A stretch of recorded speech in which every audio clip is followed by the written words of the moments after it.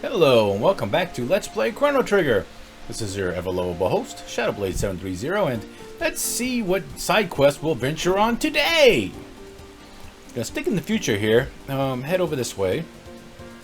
Looking for a very specific location right about here, I believe. The Sun Palace. Yeah. Now remember how the people in Zeal were all talking about the Sunstone, and if you charge a Sunstone, it gives this all-powerful energy source or whatever? Let's see if they know what they were talking about, since, yeah. I'd like all-powerful energy. Whoa, whoa, what is this? Well, it's an eyeball with fire. For epic boss battle time against the Son of Sun. Now, first thing I'm going to do, I noticed I did kind of change my party around. I wanted to bring in Ayla here, of course, because if you steal from the center part, you get a blackmail. Very nice. Only problem is it does tend to counter with flare, and all of its attacks, I believe, are based on fire, so as long as you bring in like at least one red mail and some ruby armors, you should be fine. Now, the trick to this little boss is, notice, if you attack the middle, you don't really do a lot of damage.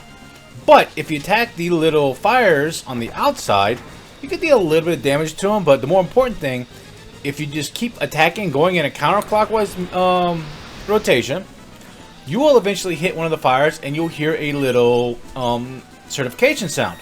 And if you do that, it'll do around 200-300 damage to the actual center eye. Good thing is this boss really doesn't have a lot of HP, so just go around finding which one works and then just hitting. As long as you have pretty good fire protection and a dedicated healer, you should be okay. The main other reason I brought the Marley to this battle is I really want to eventually be able to get haste on Ayla and Magus. That way, whenever they actually find the right fire to hit, they can get more shots in and kind of make this fight go a little bit quicker. Plus, I want to get a little bit more tech points for Marley here. I want to learn Cure 2. Yep, see right there, that was the right Clarion, so as long as I keep attacking that one, yeah, it'll start doing at least 200 damage to the actual center, so just keep that up. Now, eventually, the problem is it will start to shuffle again, so you have to find the right one yet again. But as long as, like you said, you have pretty good fire protection and a dedicated healer, that's probably the reason why I gave the red mail to Marley, because I need to keep her alive so she can actually keep the rest of the party alive. Now, that little attack does hurt, and I don't know if there's an element to it. But I do want to get a haste on at least Ayla for a heal up. Now, besides that, this fight isn't really that difficult. It's more of like a little gimmick fight. If you want to, you could do another one of the side quests I'll be doing later, a little bit earlier, because you can steal another red mail. And it makes this fight a lot easier, but you really don't have to. But it would make it easier if you're having trouble. So, yeah. Let's see if we get the right one. Nope. Just waiting for that right acknowledgement signal. Alright. If you haven't noticed, we're starting to get to the end of the side quests. I think I have like another week or two left on this game. Oh, there we go. There's the right one. Okay, just keep pounding on it. Okay. See if we can extinguish this fire, you know. Make believe we're Smokey the Bear. Really. See, that's another thing I like about this fight. Is critical hits really don't matter. And really, even just... you could bring some of the other more physical damage dealers, but really it doesn't matter because all the damage is set. So, oh yeah, and don't do anything that multi-targets because believe me, it will end badly. Just do what I'm doing, single target the fires, find out which one works the best, and just work it like that. Don't try anything cute. This is one of those fights where you really don't want to play anything cute. Plus, I really want to do the side quest after the last one, because I think it's fitting that after I destroy Mother, I would go after the Sun. Just for a little bit of, yeah. It's a little OCD, filler there. Well, actually, we should about have this bass. Let's see, we get some healing going on, just in case. Actually, I could have healed Ayla, but, man, because all his fire damage is really just going to heal Marley. Oh, it's losing its fire. Is it being extinguished? See if we hit the right one here. Nope. Also, if you don't hit the right one, it will counterattack with a fire attack, but since we all have pretty good fire protection, I really wouldn't worry about it. Yep, there we go. Yep, don't have it just yet. A couple more attacks. Oh, yeah, we did get it. Wow, hooray. 3,800, 40 tech points. That's very nice. Marley learns Cure 2 finally. Does it make her any more useful? Nope. Because her last tech ability is Life 2. It's not bad, it costs a crap ton of MP, and there's better ways to... If you're resurrecting party members, you're doing something wrong. And really... if Marley had a multi-targeting heal and like a multi-haste ability, she may be good. But honestly, even with haste, where she sucks is later on, we'll be able to find haste helms, which kind of make her haste ability redundant.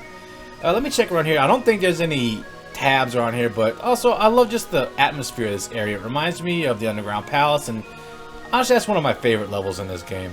So yeah, just had to kind of get an extra little bit of hitting the feels. But anyways, remember what they said in Zeal, that it would take 65 million years for a moonstone to gain its power. So let's head back, all the way back 65 million years, and see if we can't charge this little stone up, because with the power of time travel, 65 million years really isn't that long a time. Problem is, now we have to find a place where it's going to be exposed to the sun for 65 million years. And let's hope nobody messes with it. I think it's up around... Is it around here? No, it's actually the location. It's weird. It's like right in the middle of the ocean somewhere. Yeah. I like how they put it though, because there's absolutely no way you could find this area without the airship. Well, without the Epic and its wings.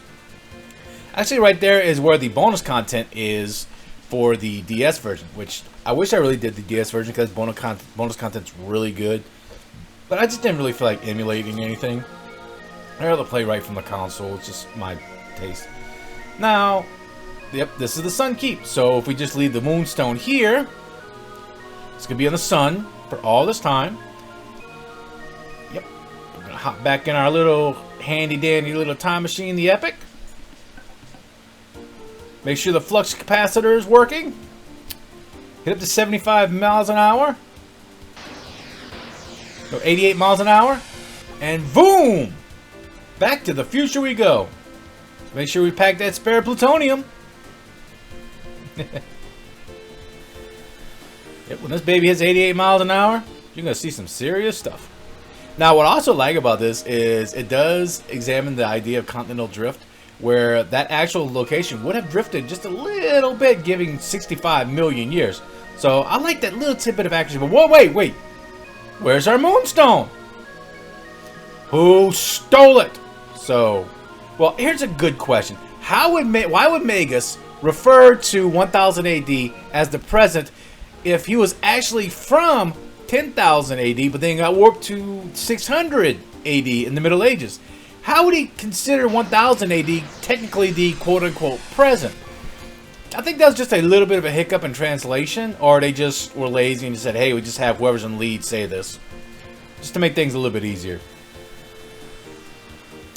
Anyway, let's go check out the present and see if we can find out what the heck happened to our moonstone. I mean, they didn't kill the son of sun. Why should they deserve to take our sunstone? Let's see. We'll check something out real quick. Yeah, just like to... It's gonna take forever to get... It's gonna take forever to get Magus's tech, so yeah, just be patient with that.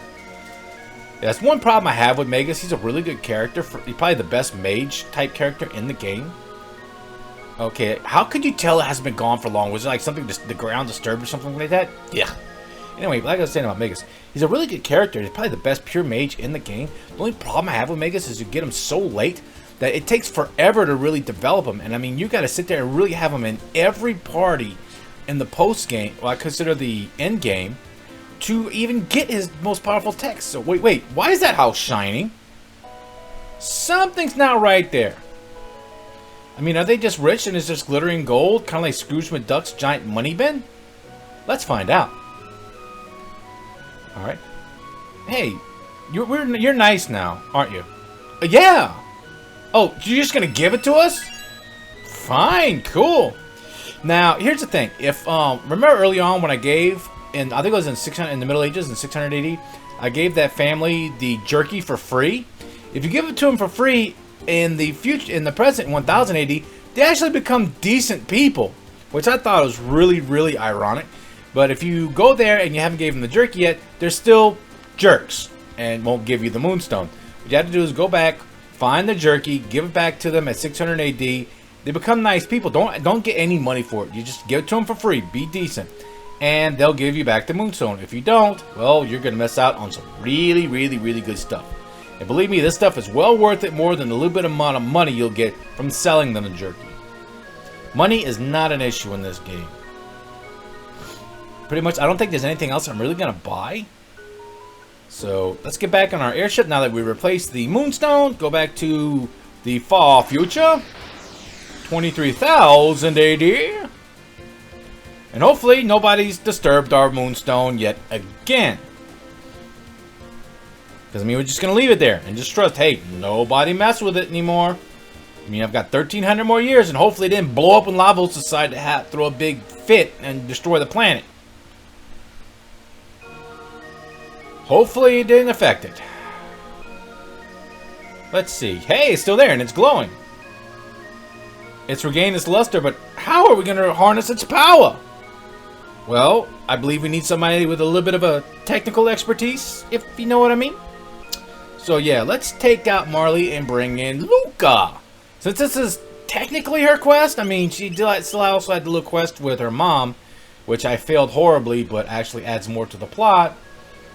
But I really wish I would have done, but yeah, we're not going to discuss that. Our incredible weapon, what, some kind of nuclear missile or something like that, you're going to shove up Lavos' butt and make sure he doesn't come back and haunt the future?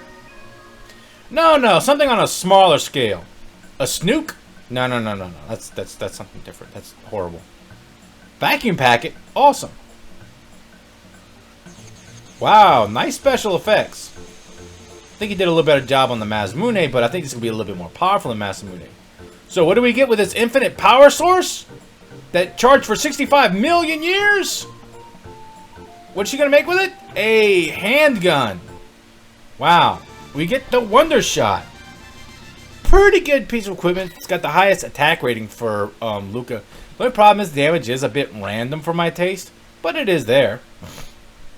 So what did you do? You made some shades. You took the most powerful energy source on the planet that took over 65 million years to garner enough energy to be relevant, and you made a pair of sunglasses and a handgun. Okay, apparently you guys have watched too much Terminator in your life. I can't say much because I've watched a lot of Terminator in my life. I like that movie, that series. Anyway, see, Wonder Shot damage is random. Now, the thing is with the the sunshades, it says it increases your attack power. It actually increases your damage by a lot. I think it's like 25 or 50%. It's probably one of the best pieces of accessory in the game. So yeah, you definitely want to take advantage of it. Let's see, Luca. I probably want to give her the gold stud again because that way I could just reduce her flare to 5 MP, which is really good. And I think Ayla's pretty much good to go. I think we're all right. Awesome. Yeah. But what side of quest awaits us next? Find out on next time on Let's Play Chrono Trigger. This is your ever lovable host, Shadowblade730. If you like my content, please like, subscribe, share, and throw a comment or two. And I'll see you all next adventure.